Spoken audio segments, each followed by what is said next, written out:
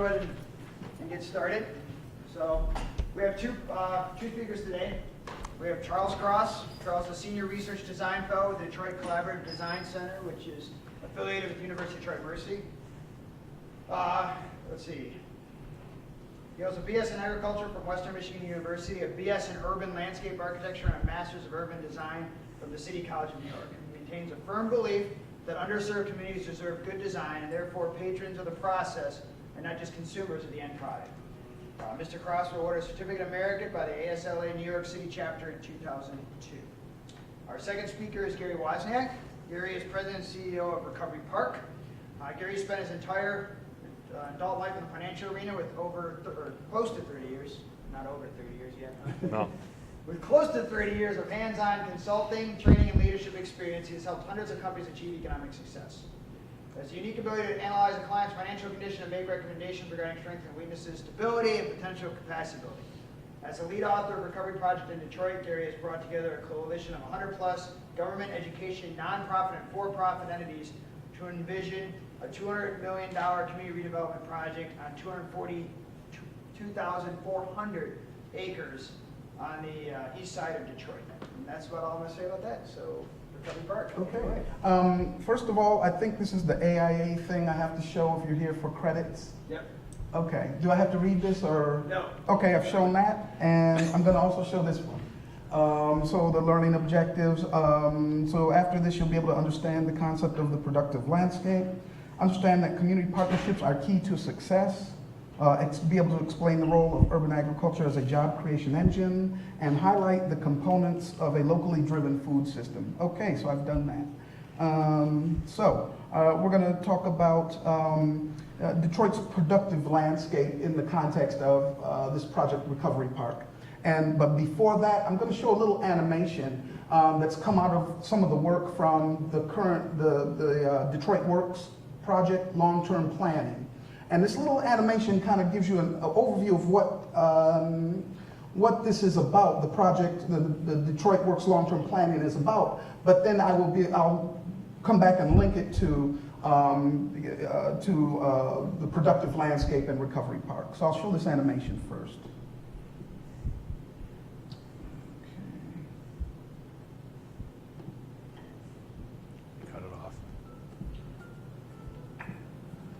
This animation is inspired by the Detroit Works Project long-term planning, which strives to improve the quality of life for all those who live, work, play, and worship in Detroit. Where's your mic? So how do we do that? Well, it all starts with something we all already know, that Detroit has a lot less people than it once did. How many less? Well, Detroit's population peaked in 1950 with around 2 million people. Today, we have around 700,000, and the rate at which we are losing people is increasing. In the past 10 years, Detroit has lost population at a rate of 65 people per day. But just because we are a smaller city does not mean we still can't be a great city. Take Atlanta, for example. Atlanta is about the same geographic size as Detroit, but it only has 420,000 people. So how do we ensure that Detroiters enjoy a great quality of life, even though we have fewer people? Well, Detroit has some unique assets that can provide solutions for the problems that many Detroiters experience every day. Let's look at a few everyday scenarios and how these solutions can improve the quality of life for the people involved. Meet Alvin. As Alvin rides his bike around his neighborhood, he passes a lot of vacant lots and vacant houses.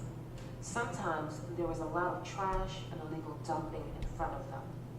The first and biggest asset that Detroit has is its people. Detroit communities are already taking action and finding their own solutions to many of Detroit's problems. Watch how Alvin goes to a local community meeting and organizes his neighbors to clean up the trash. Meet Betty. It's hard for Betty to find places to get fresh groceries. After driving to the grocery store, she finds that much of the food is either poor quality or unhealthy. The second biggest asset that Detroit has is its large amount of vacant land. There are over 100,000 vacant parcels of land in Detroit. That equals almost 40 square miles within the city. There are a lot of different ways we can use that land, and one of them might be to help us grow more local food. That way, when Betty goes to a nearby market, she can enjoy fresher and healthier produce. Meet Caesar. When Caesar leaves in the morning, he takes the bus to work. That bus has to travel a long distance to a facility outside Detroit. Almost 60% of Detroiters work outside the city limits. 40% of those who commute to the suburbs, like Caesar, make less than $15,000 per year. One way Detroit can solve this problem is by taking advantage of our border with Canada. Over $150 billion worth of trade comes through Detroit every year. And all of those goods need a place to be stored, shipped, and transferred to other modes of transportation like trucks, rail, or ships. When you couple this with the fact that 22% of Detroit's existing industrial land is vacant or not used to its full capacity, then you begin to think about how we can get that unused industrial land working again. That way, next year when Caesar goes to work, his commute is a lot shorter. These are just a few of the many assets that make Detroit special. Solutions that could be used to improve the everyday quality of life for Detroiters. But these aren't all the solutions. What other ideas are out there? Detroit Works needs you to talk to your community and share your ideas for how to make Detroit a better place, even with a much smaller population. That's what the Detroit Works Project long-term planning is all about.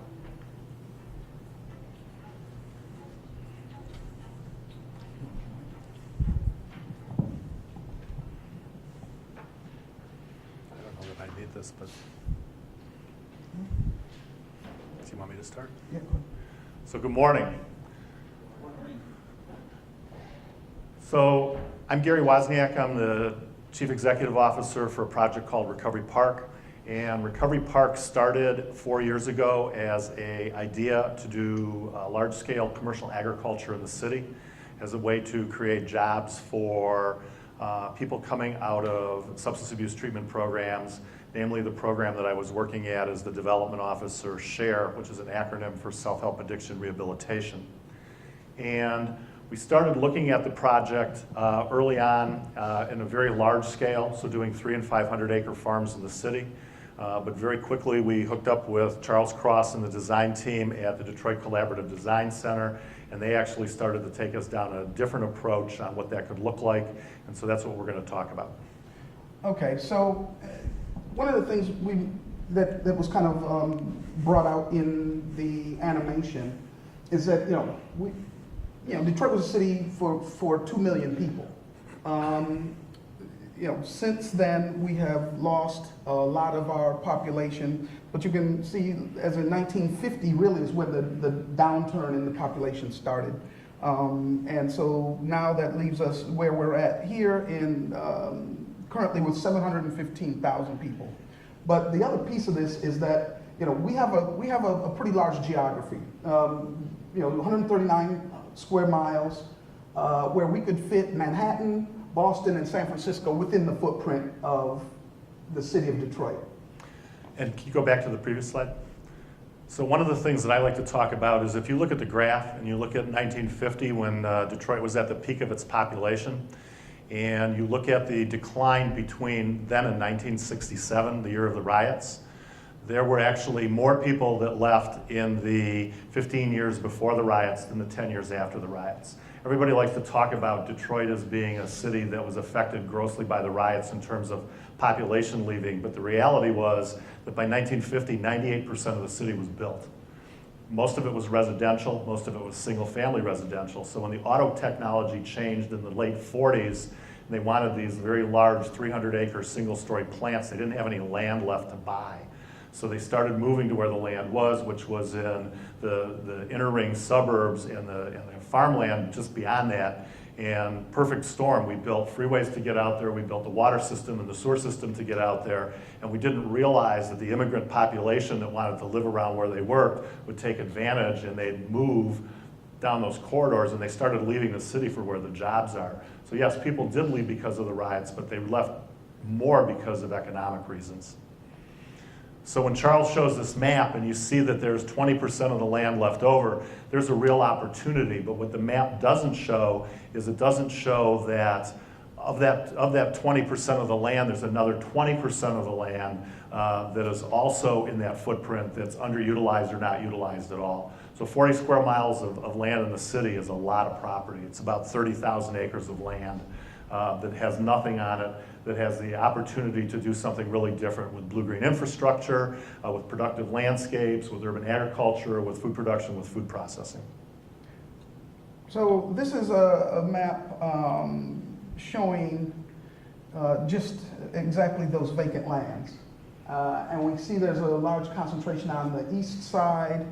And so one of the thoughts was that, you know, there's with all this 40 square miles, we need to start thinking in more productive ways, where we used to have automobile production as a means of what we did here and what Detroit's been about, because Detroit's always been this city about making things. You know, we made cast iron stoves, and, you know, we made ships. Henry Ford did his apprenticeship as a shipbuilder.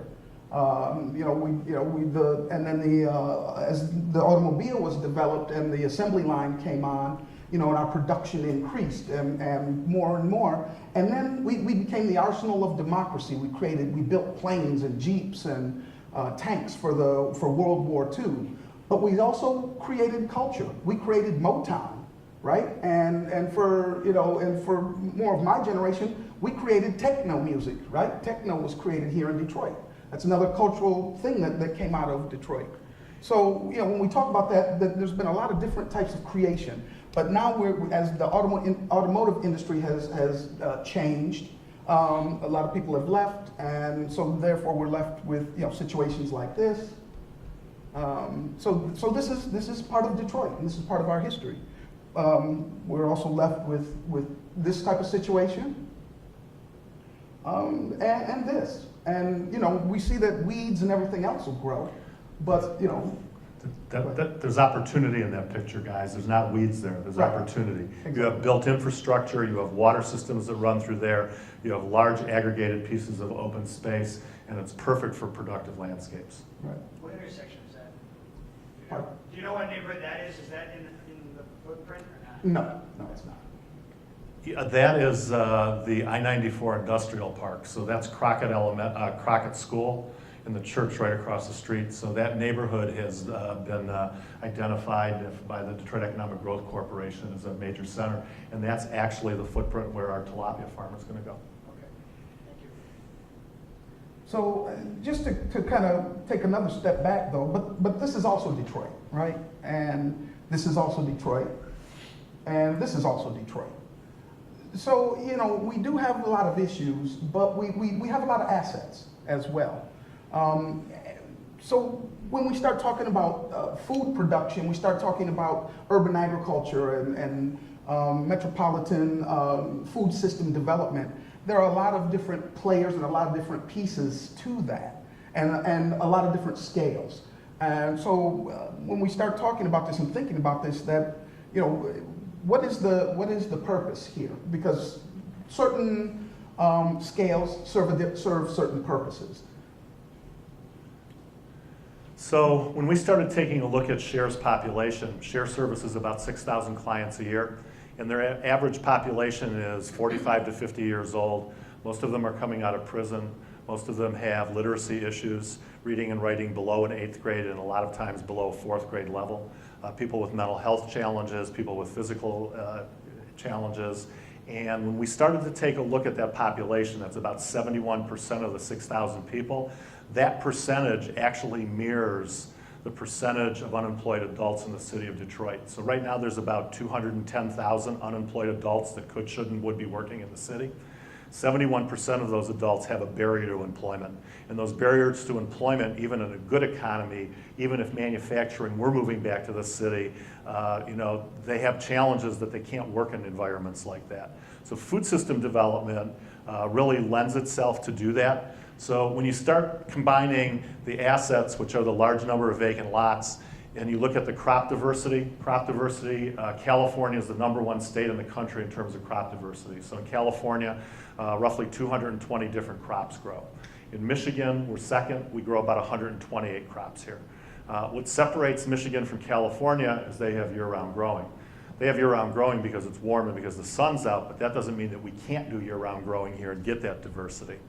So our growing season can be extended, and we can do that with doing hoop houses and greenhouses, but we can also do that by taking a look at these large tracts of land, and Charles will talk a little bit more about that, but doing blue-green infrastructure projects. So we start separating the storm and sanitary sewers, we make swales, which is what a lot of the creeks were in Detroit before they were buried into the storm sewer system, or in some cases buried completely. And along those landscapes, we can do productive things, so we can grow plants and flowers and trees, things that can be harvested and things that create jobs. We talk about building communities and partnerships. So we are an organization of 110 different collaborative partners. And the reason that we're that large is because we're looking at a large area of land in the city, close to 3 square miles. And we're asking ourselves, what is it that this neighborhood had that made it thrive in 1950 with 89,000 residents? And why does it have less than 4,000 today? And how do we bring that kind of community back? Another piece that we can talk about here is because of the amount of vacant properties, is that there are opportunities for scale. And in Detroit, we have different scales of agriculture, but there are opportunities for a larger scale types of agriculture, because once you bring agriculture to a specific scale, and I think closer when you create one job growing a tomato, if you take that tomato and you process it, package it, and do the distribution on it, you create another 4 jobs on that side. And so there's a pretty decent multiplier there. And, and I explained to some people, Henry Ford, with the Rouge plant, they said brought steel and rubber in one door and cars came out the other door. We're going to grow our own rubber and steel. And I think that's how I kind of put an analogy to it. So one of the partners with the Detroit Works long-term planning project is an organization called the Initiative for Competitive Intercity, and they're based out of Boston. And ICIC, their acronym, basically took a look at some talks that Charles and I had been doing over the last couple of years about job creation potential in these productive landscapes. And we had always talked about a 3-to-1 multiplier. So if we have one person working on a farm and we can get to 100 acres of farming so we can aggregate product, or we can use productive landscapes to aggregate product, that on the food production, so packaging, processing, slaughtering, the delivery, the logistics, the sales, there's a 3-to-1 multiplier. So ICIC actually took our comments and they started doing international research. And what they found was, for every acre of farming that we do in the city that's indoors, we get 3 growing cycles, sometimes close to 4 growing cycles, so people are employed year-round. We will create 5.2 jobs per acre just on the growing side. I think their numbers are maybe a little aggressive, but we'll use their numbers for the time being. But when we aggregate the product, when we get to 100 acres, and doing this in small farms, so 20 acres here, 30 acres there, nothing bigger than 30 acres, and it doesn't need to be contiguous, so we don't go in and literally destroy neighborhoods, because that's not the goal of this project, it's to rebuild neighborhoods. Their numbers state that when we get into the food production, between the food production, the packaging, the processing, and delivery, we go up to 17.8 jobs per acre. Think about that. If we could farm 1,000 acres of land in the city, we could create 18,000 permanent year-round jobs in the city.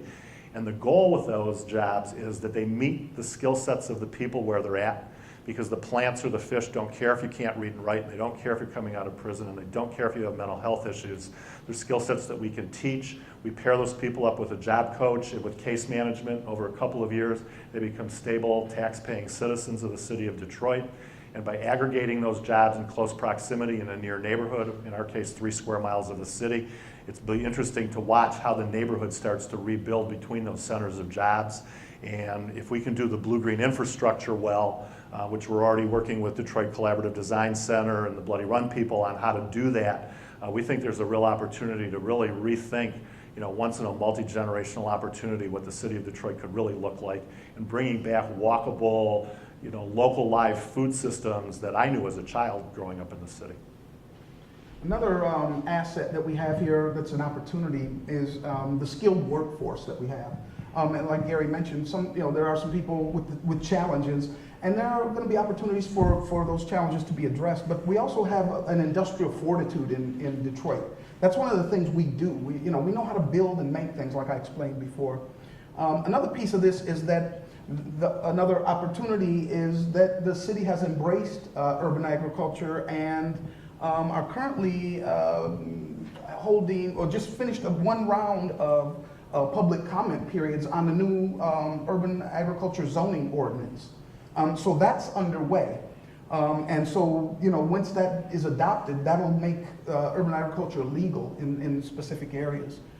Some of the constraints is that the zoning is not yet approved. And as soon as that gets approved, that's going to be a big step for Detroit. A lot of people are looking at Detroit for leadership on this role. In this role, I just returned from a conference in Phoenix, and that's one of the big discussions is policy. How do we build this in? How do we, and everybody's looking to Detroit, as to how are you guys doing it? So another issue, not so much in some areas, but there is an issue of contaminated sites and contaminated soil. We're also looking at, how do we fund these things? How do we get the funding to develop these types of projects? And another issue or constraint seems to be kind of land assembly. When we have all these different organizations, the Detroit Land Bank owns property, the city of Detroit owns property, Wayne County owns property, Wayne County Land Bank owns property, State of Michigan Land Bank owns property. So you've got all these different entities owning property, and how can we streamline that process? And that's actually one of the goals of the Detroit Works long-term planning, and they've got some strategies developed around that. And we've taken a different approach to land assembly. So most developers, when they come in, they want a big square, they want a big rectangle, and they want between this street, this street, this street, and this street, and they want to bulldoze everything and relocate people. So because this is a social enterprise, the people are the neighborhood. It's not the land, it's not the buildings. So how do you take a neighborhood with the people that are there and integrate them into the design process so that from day one they have as strong of a voice as I do, okay? As strong of a voice as Charles does. And how do we develop a project that doesn't need a contiguous piece of property? Urban agriculture, productive landscapes lend themselves to that. So we take what we call an amoeba approach.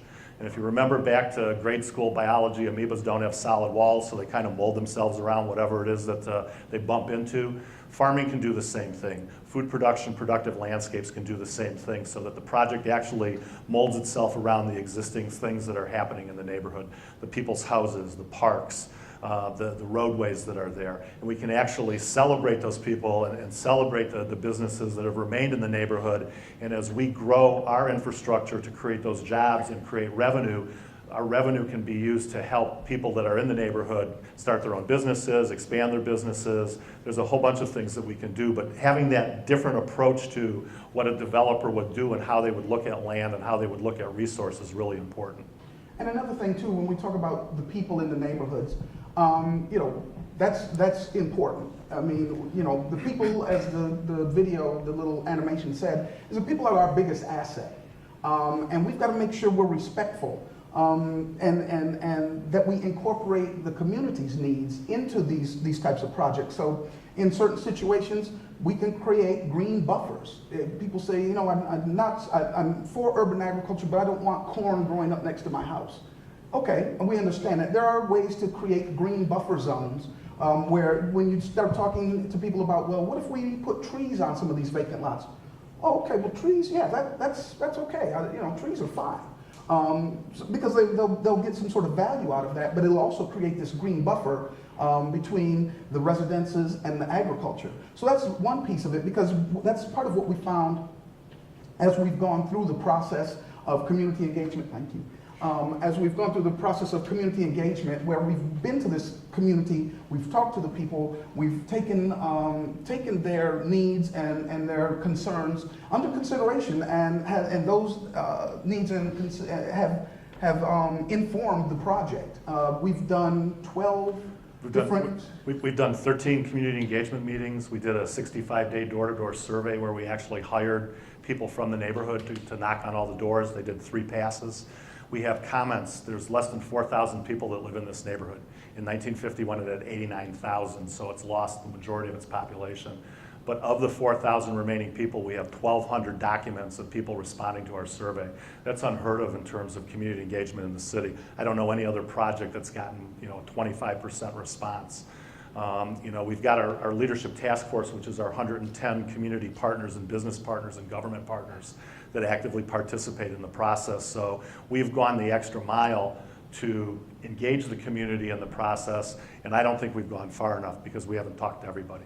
And another thing too, just to back about the door-to-door survey, out of the 1,200 responses, I think somewhere between 89 and 90% are very favorable for the urban agriculture, especially if it creates jobs. And so people are, understand that we've got to change how we do things. We've got to change how we look at these vacant lots because we need to create jobs for people in Detroit. So this is what we're going to talk about now, and talk about the different components within Recovery Park. So Recovery Park, because it started with a social service agency, SHARE, we have something called the Recovery-Oriented Systems of Care, which is ROSC. And ROSC is basically taking personal empowerment out into the community because the community has to help that person recover. Okay, I'm a recovering addict, so I understand what recovering addicts need in terms of support from community, from family, from other people, okay? But I'm a high-functioning recovering addict, college educated, I've owned 7 of my own businesses, access to wealth, but knowing what I know and knowing the supportive services that lack in our city or that are disconnected, this kind of starts to connect that. So with SHARE, with Recovery Park, which is the job incubator, with the community, and with ECHO, there was a study that was done, it was completed in 2009, it was called The Big Idea. And if you go to the McGregor Foundation website, you can find it on there. The Big Idea was a 9-year study in conjunction with McGregor, Hudson Weber, and the Goodwill. And basically they looked at employment and trying to get the employment rate for the types of people that we're going to bring into Recovery Park up to a 60 to 70% retention rate. So once the employees started, they remained employed. Okay? And they looked at what we're talking about in terms of assessing somebody when they come in. So that's Michigan Rehabilitative Services, one of our partners. Then monitoring the people as they have the jobs. So that's SHARE, that's Juice Vocational Services. Training the people for the jobs, that's Greening of Detroit, that's Warren Training Center, that's Architectural Salvage Warehouse. So all of our partners play a piece, but the piece that was missing in the Big Idea project is when Goodwill took those employees and they trained them, they placed them in somebody else's jobs, and after 90 days they stopped the supportive services. We believe that we need supportive services for those people for 2 years in most cases, but by us controlling the jobs, if it doesn't work out for him in the fish operation, then we can move him over to with him in the food production. If he doesn't work out there, then we can move him over here into one of the farms. And that way we can find a job that fits the people, and we think that that's one of the interesting things about this project. So this is part of the organizational chart that kind of explains, and then it's kind of hard to see. Not always, the print doesn't always translate over well to the slide. But what this shows is in the center is the leadership task force, and then the different pieces here. So in this area here, we have the program management, so the aqua farm management, the farm management, the landscape construction company management. So these are some of the different pieces as far as management of the actual projects. Up here we have the Community Affairs Division, which will deal with the education pieces, outreach, things like that, training. And so a lot of that's there. We have the design and construction components there. And then we have the Recovery Park Administration, dealing with some of the human needs of the people and some of the running of the facilities and things like that. So this would be the current Recovery Park master plan, showing kind of how this is kind of connected, and how we try to connect it kind of through the bottom graphic here is with that there will be some public access through this, that a greenway or a walkway kind of helps to stitch this together and then connects to the DeQuinder cut. So there will be opportunities for people to use alternative means of transportation. You know, you can ride your bike, you can walk to get to here if you work here. So there will be opportunities like that. But also part of that is also built in, and in this discussion, is a piece about health and wellness and exercise. And so, you know, with fresh food and all of that. But there's also the piece that, you know, allowing people to move and walk and move through different ways. And that kind of helps to stitch a lot of these pieces together. And so this footprint, for people that know Detroit, this is Gratiot Avenue. This is Eastern Market down here. And you can't see it, but at the very top, beyond that T-shaped building, is I-94. And then this is the DeQuinder Cut, which connects to the Detroit riverfront. So we nestle right up to the Eastern Market, the green corridor of the DeQuinder Cut. On the south side is Lafayette Park, so it's an area of the city, even though it's sparsely populated, and it's got a lot of land that the city already controls. The city owns about 80% of the land in this footprint, so it's a real test bed for what we want to do. And although this is conceptual, you can see how the different pieces start to connect together. And so the trees kind of meander along a potential productive landscape. And that little winding thing, it can either be a pathway, or in this case, I believe it's a river, or it's you know, some sort of swale where we're actually doing productive landscape. And then, what are the vertical streets, Gabe? the vertical streets, so This is Shane right here. this street is Shane. This is Joseph Campo. This is McDougal over here. Another thing real quick is that part of this is that, you know, like I said, through this greenway or this way of movement, kind of stitching this together, we also need to look, and like Gary alluded to, is how to have some creative ways of stormwater management.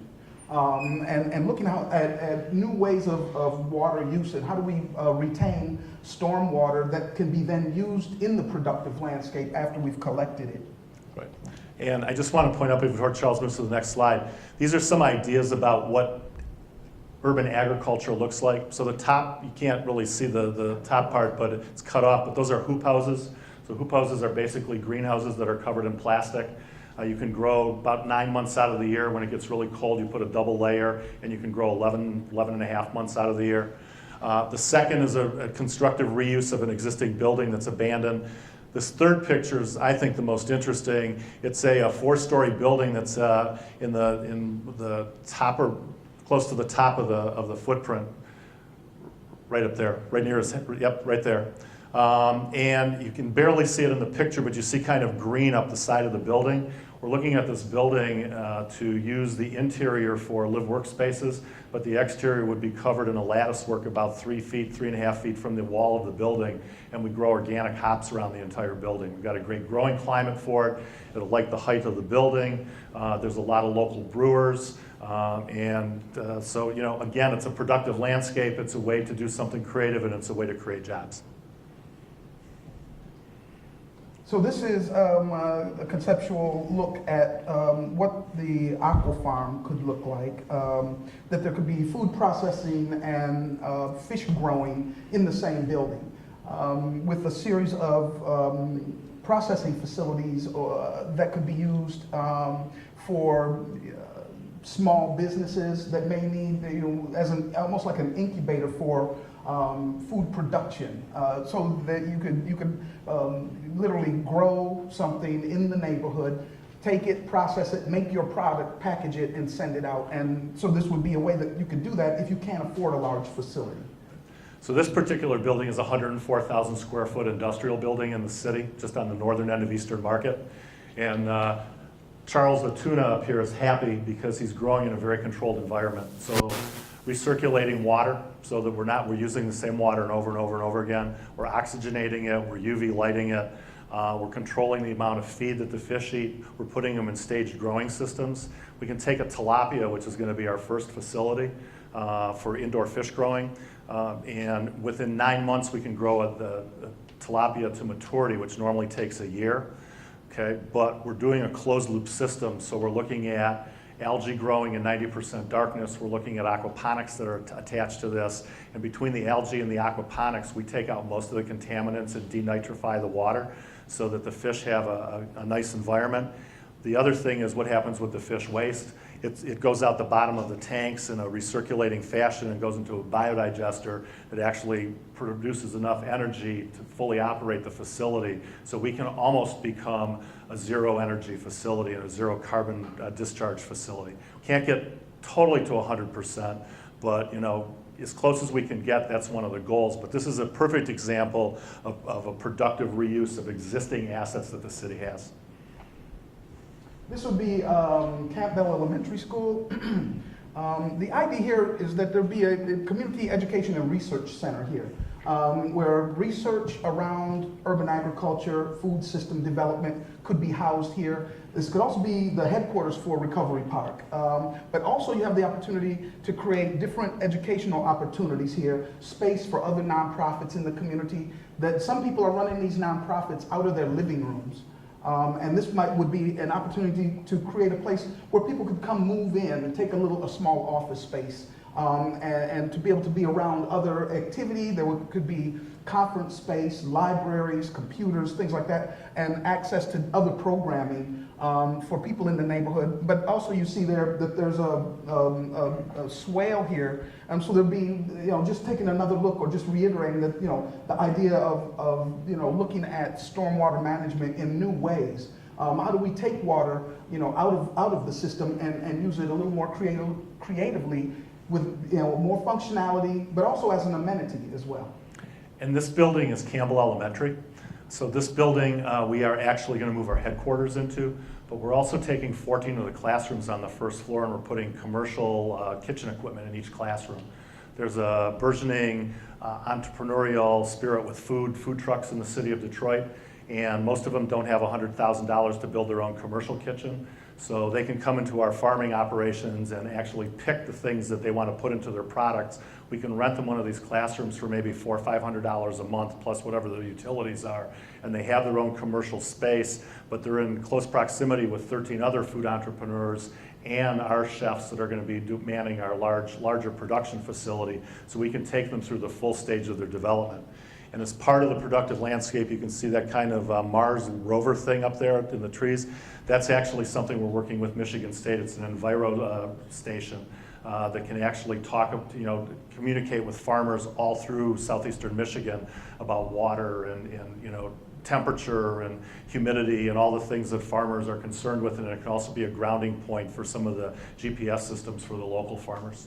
Yeah, it's a real interesting thing. We saw this at the Agriculture Expo. So it also monitors soil moisture. It tells you when time is ripe for leaf blight on certain crops, and then it publishes the information directly to the net. So there's the closest one in this area, I think, is somewhere in Highland or something. So this one would be able to provide, I can't remember what the radius is, 5-mile radius or whatever, 2 miles, something like that. But then other urban farmers and gardeners would have access to that information online. Right. So they could be able to plan and look at what the conditions are and be able to address that accordingly to their particular gardens. So this is Douglas High School, or the former Douglas High School, where this would be turned into a center for horticulture and culinary arts, where food can be grown, and where you would learn how to take the food from a seed to then prepare it and plate it. And so this would be an area where some more of that training for that food system development and all those pieces in between. And just another example in the bottom left-hand corner of a productive landscape. So the bluish green is the actual low part of the swale, where during an event, the water would collect, but most of the time it's dry, but you have the land on either side that'll be a little more moist than the land that's further away. And so what do you do with that? And how do you do it in a way that you're not going to bring back waterborne disease into the neighborhood, but actually create jobs, because most of what you see growing there is harvestable. This is Perrion Park, a park located in the neighborhood, in disrepair, antiquated playscapes. Actually, they're dangerous playscapes for children these days. But this would be an opportunity to, number one, enhance that park and create a space for the community, but also to create a space for training, where you train people in horticulture. From the horticulture, you learn horticulture maintenance, landscape construction, and landscape maintenance skills. And then the idea would be then to spin that off into its own business and start looking at how to learning the work end of it, but also learning the business end of landscape construction, and being able to spin this off into its own business and start to look at how to go after some of the larger contracts in the city, but also looking at maintenance in that entire large scale footprint as well. This is my baby. So the T-shaped building that you saw at the top of the map, that was a building called Shane Ferry Market. And actually Lawrence Tech students worked on this project last year in terms of visioning what this would look like. So the market was built in 1864, most of it's still standing. The number one concern of all the surveys that we did in the neighborhood was security. How do you patrol open land? Horseback's a great way to do it. So what we've proposed, and we've been working with the Detroit Mounted Police and the Wayne County Sheriff's Department Mounted, and with Michigan State University Large Animal Veterinary and a horse rescue mission out of Chicago, is to repurpose this facility into a 60-stall equestrian facility with 60 acres of pasture land, so that the horses have a more natural environment. 20 of the stalls are for mounted police, 20 of the stalls are for the horse rescue and education and the veterinary program, and 20 stalls are for actually 20 people that live in the city that own horses, that board them at 50 Mile of Nowhere, as an opportunity to imagine this. Saturday afternoon, you and your wife, you want to go out, you come to Recovery Park Stables, Lucky Stables, and you get on your horse, ride into Eastern Market, grab your lunch, ride down to the Quinder Cut and along the Riverwalk and onto Belle Isle and have your lunch. How cool is that in a major city? There's no other city in the United States that has this type of facility that allows you to do that within an urban environment. Used to be able to ride ponies on Belle Isle, you're right? Yeah. And that'll conclude our talk. So we have 15 minutes left, and during that time, we'll field some questions and then we'll make some closing remarks. Yes? I really like the urban farming idea, but from what I've always heard about Detroit, soil is not very good. What would you do? Do you have to revitalize the soil in order to be able to grow down there? Or is the soil in the area that you're looking at actually not that bad? What we would do initially is develop a very aggressive soil testing regime, testing on soils. There are going to be areas that you can't grow in because of whatever contaminants. Some of the ideas there is we look at doing raised beds, bringing in clean soil. Some areas we may put into, if the contaminant is something that can be phytoremediated, maybe we do that in those areas. And there's ideas that we could actually partner with artists, ecologists, scientists, engineers on what those plants look like and how can we arrange those so it makes some sort of interest, but it also brings a level of tangibility to that phytoremediation. What the hell is that? But there's an opportunity there to work with artists to create it in a way that makes it interesting and engaging to the public, also while doing this function. So once again, that productive landscape. So there's the idea, in that same neighborhood, you've got John's Carpet House. Okay, used to be a house where they used to jam out on the blues. John passed away, the house collapsed, it's a vacant lot now. The older guys that he played with, they mow the vacant lot, they clean it up, they built a little bandstand every Sunday. They have a blues jam from May to like October. And somewhere between 700 and 1,200 people show up every Sunday. They pass the bucket, everybody puts a $5 bill in and they barbecue and you listen to blues. that's productive, right? Producing culture. So this would be able, in that same way, to produce awareness, produce educational opportunities as well, and research opportunities where maybe Michigan State comes in and monitors, what plant takes up what contaminant best. And then would we be able to then take those plants away and use it as a more productive, in a more productive way. But also, in some areas, raised beds will have to be, used, and new soil and fresh soil brought in. The other piece to your question is that part of it's an education process too. So most plants don't take up most of the contaminants that are in the soil. And I'll use lead as an example. So you can take a pepper plant and you can pot it over lead shavings. And the root system is not sophisticated enough to soak up any of the lead. The problem comes in the cleanliness of what you're eating. If the lead's in the soil and there's lead dust and soil dust on the pepper and you eat the pepper, now you've ingested lead. So we got to be real careful as to what we plant and where we plant it, but there are opportunities to plant things even on what we would consider contaminated soil because it's not really a contaminant. My other part of that is nobody ever talks about testing farms.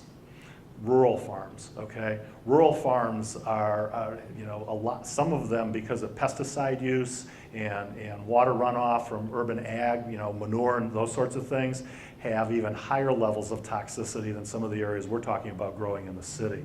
So we really have to, it's part of it's an education process as well. Can I add to that just real quick? So we did 3 community gardens in Pontiac that were basically repurposing home sites just like this. We did extensive soil testing on all 3 sites. Everything was below detectable limits for any of the arsenic, mercury, lead, all of those. So there is somewhat of a misconception. Yeah, there are some bad areas, but a lot of this land is perfectly fine. And southeastern Michigan has unusually high levels of arsenic compared to some rural areas. It also has unusually high levels of lead. Most of it we think is industrial, but a lot of it has to do with just basic automobiles going down the roads. And if you look at a lot of the lead studies, a lot of them, when they get out of Detroit, actually follow our major arteries.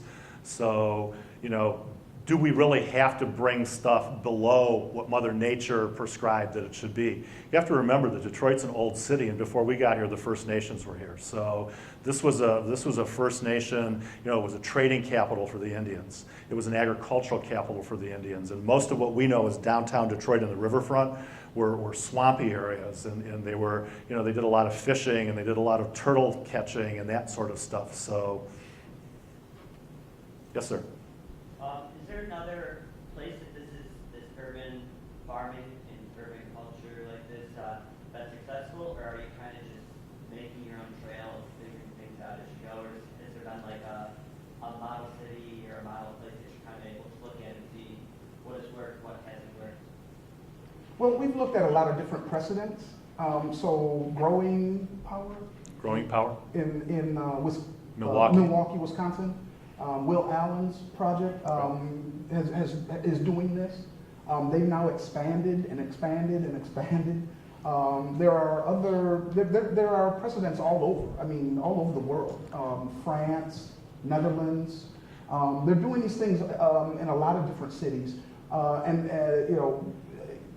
California, Los Angeles, they're doing this. But actually, Detroit's one of the leaders.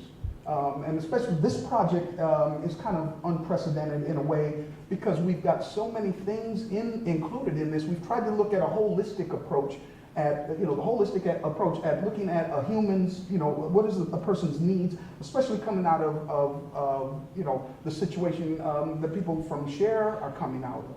And so what are the needs of not only those people coming from that situation, but people in the community? What are the needs there?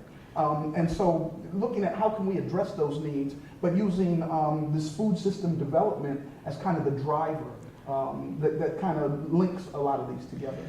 In 2005, it started as an art study called Shrinking Cities in Germany. And a group of artists started to look at the post-industrial shrinking cities, so cities that were heavy industrial that have been losing population like Detroit since 1951. There's 374 on the list. Detroit is not number 1, we're 32. Okay? What separates Detroit from every other major city that's losing population is the amount of available land that the city has within the city footprint. So while there are projects that Charles talked about, there is no project that's aggressively doing it on this scale. So there's some risk involved. You know, we could be wrong. I don't think we are, but we could be wrong. But what risk is there? If we clean up the land, if we assemble the land, if it comes under one ownership, even if it's community ownership, and what we propose doesn't work, you know, somebody else can use the land, and we've already prepared it for them. So we think that there's low risk. We think that we're onto something. Young people in particular like local live fresh food. So local means that whatever you're buying at your store is harvested, processed, or slaughtered within 60 miles of where you buy it. Live means that one of those things is happening within 48 hours or less. And if we do local and live real well, you're going to get fresh product. So whatever you buy, the nutrient content doesn't start to degrade. And that once again goes to the health and wellness piece of the project as well. Right. Any other questions? Yes? The city of Detroit, you know, you hear on the news all the time how there's very little revenue coming in, and your project seems like you can, you know, do you guys have outside investment, or are you relying on the city of Detroit for a lot of the recovery efforts for the financial part of it? So the city of Detroit, the asset that they have that we want is land and buildings. We've asked the city for nothing else. The city is involved with us from the city planning development, the planning development department, the Detroit Economic Growth Corporation, in terms of our planning process, but we're looking at outside support, some of it from foundations, some of it from private investors, some of it from banks. We're looking at a venture capital a pool of money to spur other food system related projects, but what we want from the city is land. And purchasing the land and making it taxable. Yes? How do you respond to people who call this a land grab? Okay. I'm sure you've heard it before, but I'm curious. So how do we do? There are people that think that it's a land grab. The reality is that our project in particular, because we're a nonprofit, even though we're incubating for-profit businesses, we're trying to look at it in terms of how quickly can we get those businesses transferred over to collective ownership of the employees. How can we take the larger pieces of land like Perry and Park? Perry and Park's a deed-restricted park. It's always going to be a park. Even though we're using it for a productive purpose, it's still owned by the city. Some of our collective, our blue-green infrastructure projects, our productive landscapes, we're looking at opportunities for community ownership or land trust ownership. Long-term, Recovery Park is not set up to own anything. We're set up as a nonprofit venture capital organization to seed businesses. So, you know, long-term ownership of land, even if we get larger pieces, is not in our cards. I can't speak to other projects in the city that you know, have a different agenda. But the last thing that we need to be doing is fighting amongst each other. You know, Detroit, this is a once in a multi-generational opportunity for us to take risks as a city.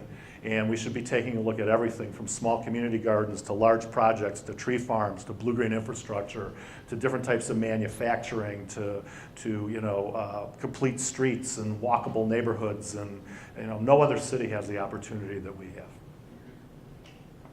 Any other questions? I think our time is up. Opportunity to do this presentation and the sustainable conference. It's wonderful to have an audience of people that are interested in what we're doing, and I look forward to coming back. It's my understanding that this presentation will end up on YouTube. It's okay with the speakers, so. Absolutely. And before Charles talks, I don't know if I can do this, but go to www.recoverypark.org. You can see all about the project. You can sign up for our newsletter. You can stay in touch with us. You can send us ideas. We're also on YouTube, Facebook, and Twitter. My email address is gwozniak, WOZNIAK, @recoverypark.org. And shameless plug, Gary. Just in closing, you know, I think Gary summed it up well. This is a once in a generational opportunity. We've got to look differently. You know, people look at this vacant land and you know, want to say, oh, what if they need to do something about this? Who is they? We need to start looking within ourselves and start creating some of these solutions ourselves. You know, part of the Detroit Works long-term planning, we've been doing a lot of different work with that, and doing nothing is not an option. We have to do something.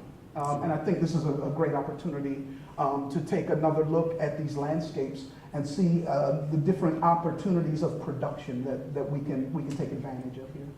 And I'm with the Detroit Collaborative Design Center at the University of Detroit Mercy School of Architecture. My email is crossca@udmercy.edu. Second shameless plug. It wasn't as big as Thank you. Thank you.